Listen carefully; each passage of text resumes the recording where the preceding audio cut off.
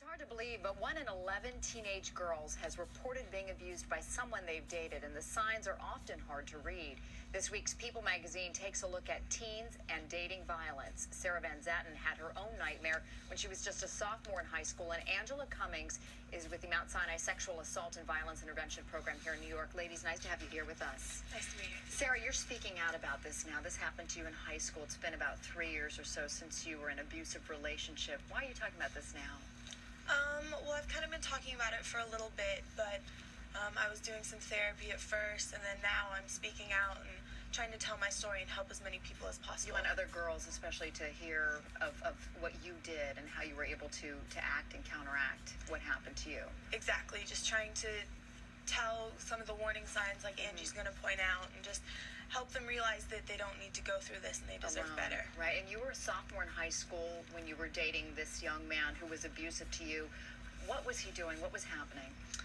Well, at first it was just control. He always had to know where I was always calling. I wasn't allowed to hang out with some of my guy friends. And then there were 2 physical incidents, one ending with 2 bruised ribs and a concussion. Were your friends, your family, were they aware of what was going on, what was happening in your life? Well, he kind of drove a wedge between me and my parents, so we weren't as close as we had been before, but I would get the flowers after the fights and the I'm sorries, and so my parents kind of knew something was going on, but weren't able to talk to me about it, but they knew something. And a lot was happening with you as well at school. Your grades were starting to slip, and socially you weren't being you weren't as out there with your friends as you were in the past, right? I mean, weren't things there were signs that were visible. Yeah, my grades went down. I wasn't as active with my Jewish friends because he kind of didn't want me going to all of those outings. I kind of slipped in being a member of my crew team, and so he kind of took over a lot of my life. So what made you finally turn? Was it the incident where you ended up with a concussion, with the bruised ribs? Was that what finally drove you to say enough? Yeah, we were at a party, and I was very physically hurt, and no one did anything. And so I went home that day, told my mom, and we called the police, and it was over from there.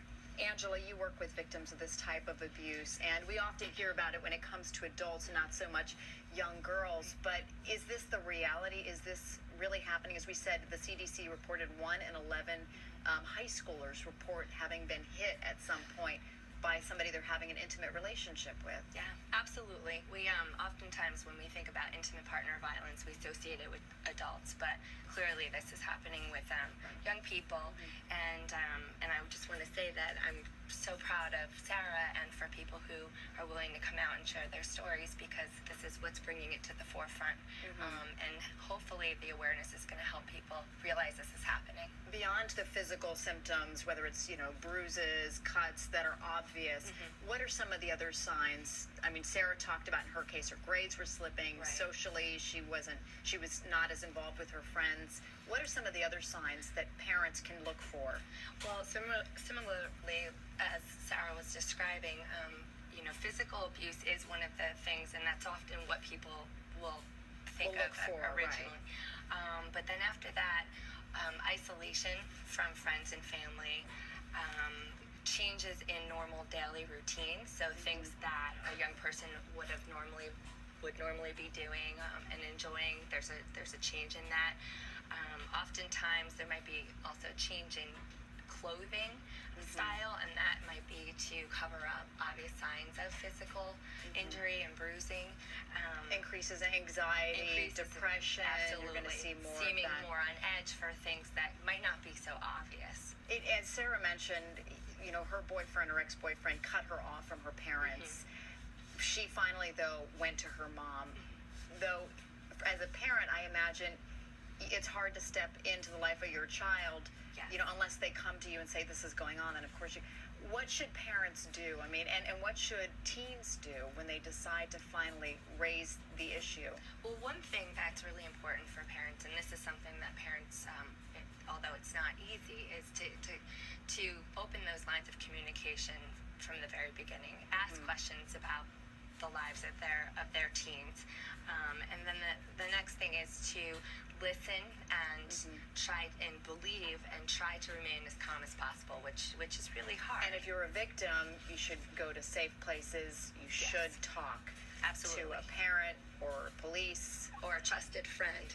Not everyone might not feel comfortable talking to an adult in their life, but someone that they feel safe. Final point, Sarah, you wanted to say something really quickly. Well, right after it happened, I went to Shalom Bayit and the Support Network, which are local domestic violence agencies where I live in Northern California.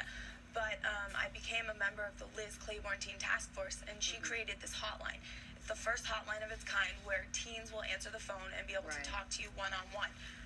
We'll make sure that we put that hotline on our website as well. And she also created a curriculum which should be taught in different schools as well, just kind of prevention and letting people know in the schools what they can do. We applaud you for speaking out. I think it's so important that you are raising your voice, especially with something so difficult, I imagine, that you went through. So thank you, Sarah Van Zaden and Angela Cummins. Appreciate your time this morning.